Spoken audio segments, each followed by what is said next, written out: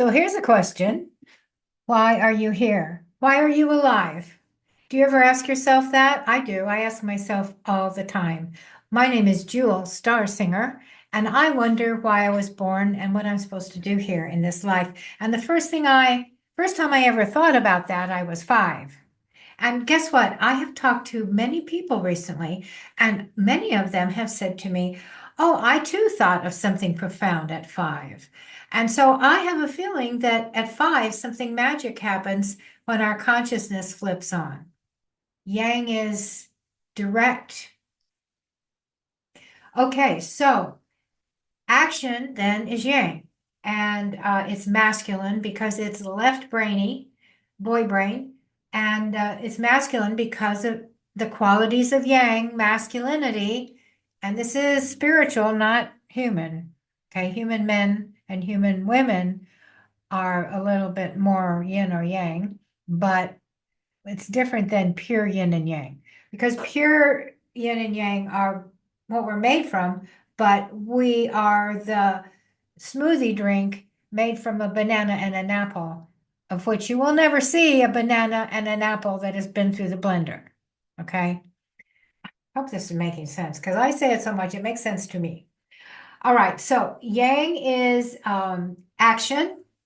And the modern religions, the one male God religions that everybody loves so much right now, or hates so much, or doesn't believe in so much, are masculine one God religions. That's what we have. And so and everybody's like, says, "Oh, do you believe in God?" And I'm like, "Sure, I believe in God and his wife, S.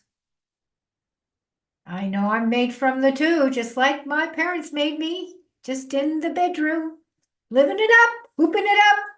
We are made in a sexual universe, in a sexual way, by two different critters that make us one critter. That is called Trinity, and that's just the baseline of the Tao. And bottom line, I'm a Taoist. I've only come to claim it recently because I didn't want to have hubris. God forbid I should have hubris. Whenever I get some, I just fall right in the dirt. I trip, I stub my toe, I fall off my horse, the high horse.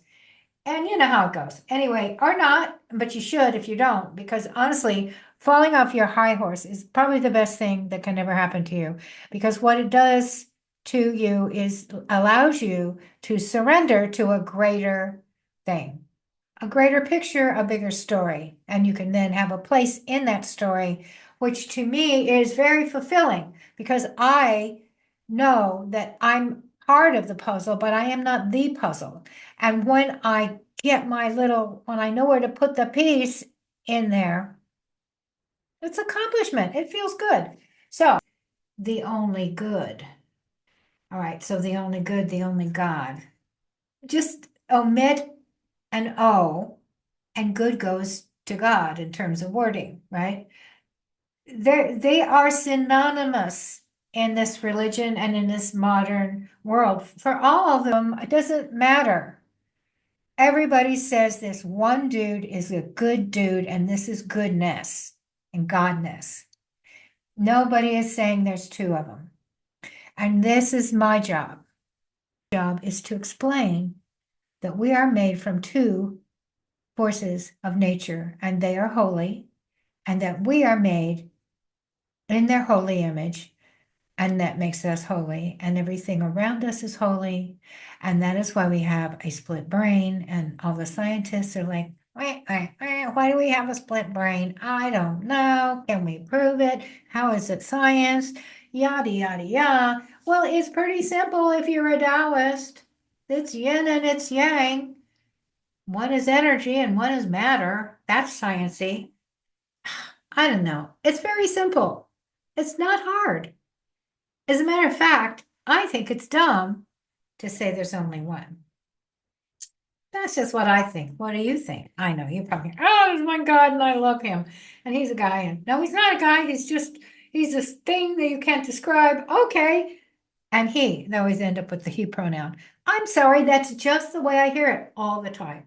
I'm just reporting, don't kill the messenger. Gemini here, don't kill the messenger.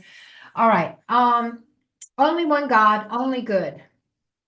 Just subtract your O, your letter O, which brings in all or nothing reductionist mentality, antithetical to the continuity of real life, which is right here and now. Real life now. Talking, feeling, breathing stuff. Okay. The nature religions, these are the old-timey religions before we started writing with our hand, our right hand to our left brain, which ignited that left brain into thinking he was the boss. So anyway, before we started writing and we were drawing pictures and speaking and memorizing our stories and repeating them together, this was all the continuity. That was the geometric experience in a tribal life.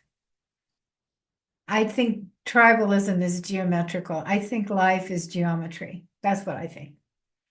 Okay, so the right brain knows she has a partner. The lady knows she needs to get that dick in her to get a baby. She knows that. But the dick, if he doesn't have that two get together and he thinks he's the only thing, that's not okay. You see, it's just real simple. You have to have both parts of sex to make a new baby. You just do. And all this stuff, like, the trans people, they want to be the opposite sex. Well, no. No, no. Now, there is a thing in the long view where yin and yang switch around. Think about the DNA picture where that helix goes up like that and there's a little ladder between it. That's very Kabbalistic. I wonder if I have a picture of that. Okay, so the DNA, you see how that looks? You've got, oh, there's a fractal. DNAs, do I have more DNAs?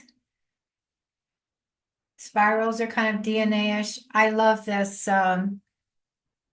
guy because it is so DNA and it's a staircase, yeah? Yeah, that's how that goes. It is a staircase. Yes. Anyway, okay. So the right brain knows she has a partner and she knows that this partner is important and that she's going to need that partner to protect her when she's burdened with child issues, baby making stuff, growing it in her body and then nurturing it after it comes out of her body. And then what else? It goes out and it gets food for her. I mean, and the baby. I mean, it's this whole interconnected thing that we do. So the fact that Modernia has shown us that we're in conflict with our beloved partner is really ick. It's ick. And personally, I think that thinking that there's one male God is part of the ick. That's what I think. So I like to use my Taoist principle because what we do when we do that is we separate out the qualities of yin and yang so that we can then understand ourselves in a more concise way. And then you can reintegrate. So in other words, when you have these transits going on in your personal chart, it tells you the areas of trials and tribulations, as well as successes and joys. And when you can pinpoint that, it's very helpful. Now, let me explain why. Because when I had a nervous breakdown, and you call it that when you lose your mind and you start screaming and you have voices telling you to kill yourself with knives, sticking it in my throat. I mean, it was really terrifying and horrible. And so I had that and I was like going crazy, and all my husband and friends were just like, "Ooh, what's the matter with Jewell? She's really fucked up." So what was going on was Pluto was transiting opposite my sun.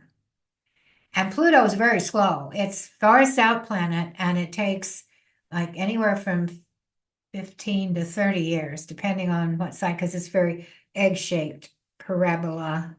And so when it's closer, it doesn't take so long to go through a sign, but when it's farther away, it takes longer. So anyway, it was in Sagittarius and it was affecting my sun, which is the sun is yourself. And so Pluto was on the other side of me, my back, my back face. Because I like to think Gemini is two-faced. Not in a bad way, not in a mean way, in a projective way and a reflective way. In other words, past and future in a conglomerate.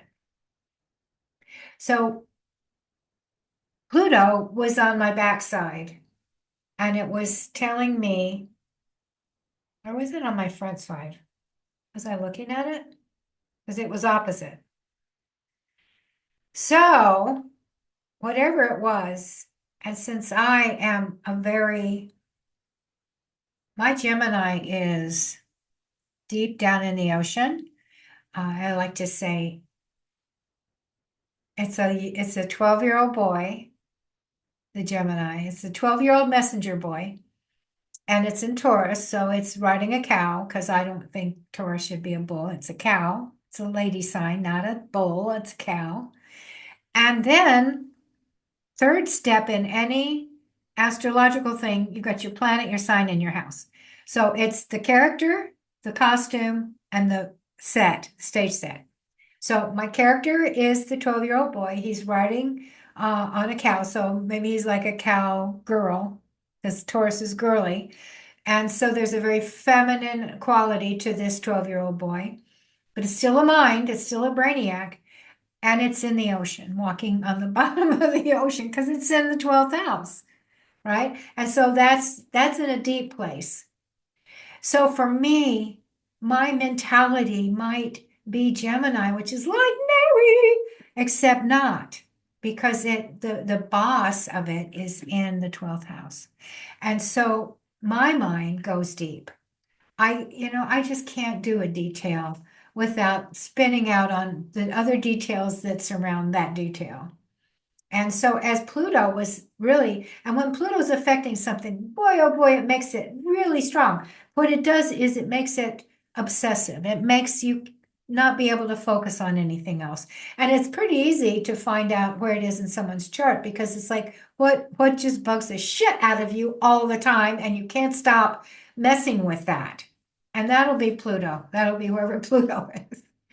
So, in other words, knowing and they gave me drugs and they put me in the mental place. And it was scary because big nurse came and did weird, mean talk to me until I just begged them to let me out.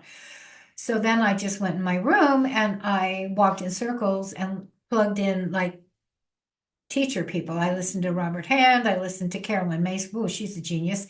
And I just listened to people, smart people talking about God stuff and just waiting until it was over because I knew when it would end. And that's the beauty of astrology is I knew that, okay, in 6 months, this will not be like this. I will be done. And so what I did was I put it to good use. You put these things to good use when you understand the details of who they are and how to treat them. This was a deeply obsessive urge for me then to get into my soul, myself, to really understand my mind, my 12-year-old cowgirl on a cow in the ocean. When I really and so I got deep. I listened to all these spiritual teachers because for me, spirituality is my bottom line and my top line in both of my walls. Everything to me is spiritual. It has to be that way. I have to understand how it can fit in that box. See, I go mental. How do I fit that in? How do I do this? How does this work?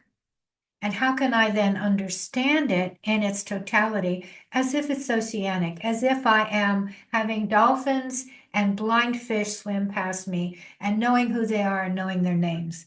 I know the name of blind fish. I know their names, Fred and Ethel, they come and talk to me, but I don't hear their words. I feel what they are telling me by their feelings. Because some people are intuitive. Now, Jung said this, and I just love this because it really hits home for a lot of people who are ultra sensitive. Are you ultra sensitive? I mean, it's pretty common. Maybe 20% or 15%. That's several people out of 100, right? So my point is that if you're sensitive, and Lim tells the story. The gal comes in for her session, and she says, "Well, there was a guy here, and it was it was a while back, maybe at 3, and she's here at 5, and and he was a smoker and all this." And he just laughs. He says, "Well, there's a cigar crushed in the ashtray, and so you would know that." Except she didn't, because intuitives, and this is so beautiful. Whoa, this blows your mind. Intuitives don't see the obvious. If you're highly sensitive, you do not see, and as he said, you don't see the stumbling block in front of you. And so knowing this about myself and my clients, I can help people understand you're not going to see this obvious thing that other people see. You won't see it because you're sensitive to the feeling in the room. But you don't realize, oh, wait a minute, there's a cigar in the ashtray. You see how this works?